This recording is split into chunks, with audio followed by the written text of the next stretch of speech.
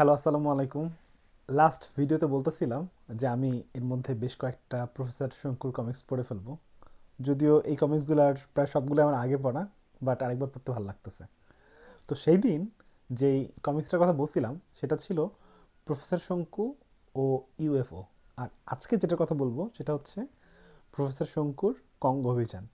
এটাও আনন্দ পাবলিশার থেকে পাবলিশড হওয়া, আর এটারও আঁকার কাজটা করেছেন অভিজিৎ চট্টোপাধ্যায়। তো গতবারটার মতো এবারের আঁকাটা সুন্দর, এবং আম, লেখাগুলার স্টাইলও আগের মতোই, হাতে লেখার মতো করে লেখা। সো পুরো কমিক্সটা পড়ার অভিজ্ঞতা ঠিক আগেরটার মতোই, পার্থক্য শুধু এটুকুই যে আগের কমিক্সটাতে যেরকম মনে হয়েছিল যে আহ, গল্পটা আরেকবার পড়ে দেখা দরকার পুরো গল্পটা বোঝার জন্য, বা কিছু লুফল রয়ে গেল এরকম।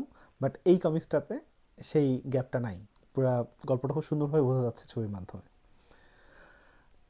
ইনফ্যাক্ট আমি আজকে দুইটা কমিক্স নিয়ে কথা বলবো, একটা হচ্ছে শঙ্কুর কঙ্গ অভিযান, আর একটা হচ্ছে প্রফেসর শঙ্কু ও আদিম মানুষ। পরের কমিক্সটার ব্যাপারে পরে আসতেছি।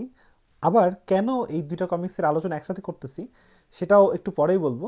বাট প্রথমে এই শঙ্কুর কঙ্গ অভিযান, এটার কাহিনী সংক্ষেপটা একটু বলে নেই। এই কাহিনীতে প্রফেসর শঙ্কু যাচ্ছেন কঙ্গোতে, কঙ্গোর ভিরুঙ্গা পর্বতমালায়। তো এই ভিরুঙ্গা পর্বতমালা হচ্ছে তখন পর্যন্ত আধুনিক মানুষের সবচেয়ে কম পদচারণা ছিল এরকম একটা জায়গা।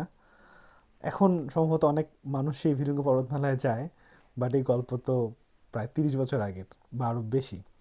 আমি এক্স্যাক্টলি মনে করতে পারছি না যে প্রফেসর শঙ্কু কত সাল থেকে কত সাল পর্যন্ত লিখেছিলেন Satyajit Ray, but it's around 70 to 90, I guess, আমার যতদূর মনে পড়ে। তো এই ভিরুঙ্গা পর্বতমালায় একটা আদিম ডাইনোসর দেখা যাচ্ছে, প্রাগৈতিহাসিক ডাইনোসর। তো সেটা নিয়েই মূলত এই কাহিনী। আর এর সাথে আরও এক্সট্রা মশলা হিসেবে যুক্ত হয়েছে হচ্ছে এই ভিরুঙ্গা পর্বতমালায় পরপর বেশ কয়েকটা অভিযাত্রী দল নিরুদ্দেশ হয়ে গেছে। তো এর মধ্যে প্রফেসর শঙ্কুর একজন বন্ধুও আছেন। তো সেই বন্ধুই প্রফেসর শঙ্কুকে চিঠি লিখে জানালেন যে তিনি যেই এলাকায় অভিযান তার অভিযাত্রী দল নিয়ে গিয়েছেন সেই এলাকায় একটা প্রাণী দেখা যাচ্ছে। তো সেটা দেখার জন্যই তিনি প্রফেসর শঙ্কুকে চিঠিতে আমন্ত্রণ জানান। পরবর্তীতে প্রফেসর শঙ্কুর এই বন্ধুও নিরুদ্দেশ হয়ে যান। তো সব মিলিয়ে রহস্য উদ্ঘাটনের জন্য প্রফেসর শঙ্কু তার সাঙ্গপাঙ্গ নিয়ে চললেন ভিরুঙ্গা পর্বতশ্রেণীতে, কঙ্গোতে। এটাও বেশ জমজমাট কাহিনী। কিন্তু এই গল্পের ভিলেনও হচ্ছে বিজ্ঞানী।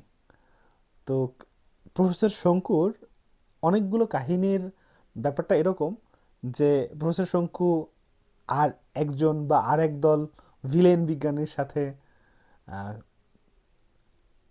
যুদ্ধ করছেন, এরকম বিষয়।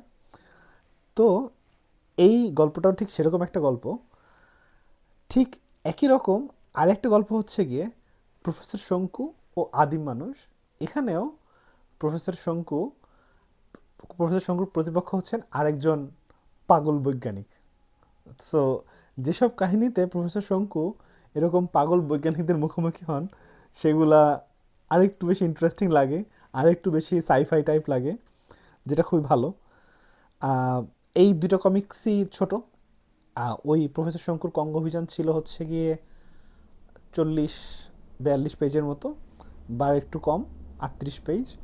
এটা প্রফেসর শঙ্কু ও আদিম মানুষ, এটাও খুব ছোট।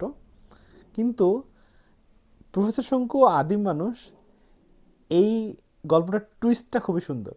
এখনই আজান হবে, ভিডিওটা বড় করতেছি না। আসসালামু আলাইকুম।